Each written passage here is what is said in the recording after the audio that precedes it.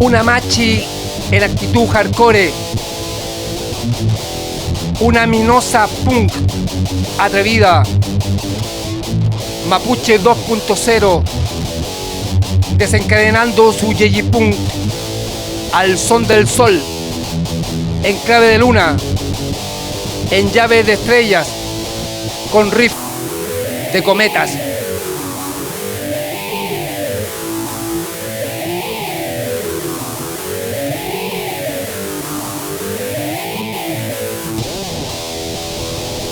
Una machi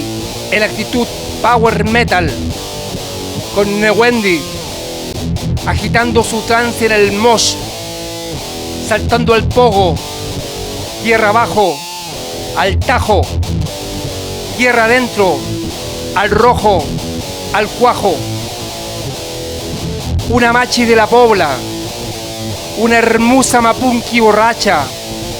marichihuaneando eufórica, porque andáis puro marichihuaneando con tu brebaje de ácido sulfúrico y mudáis en volada de cuimi.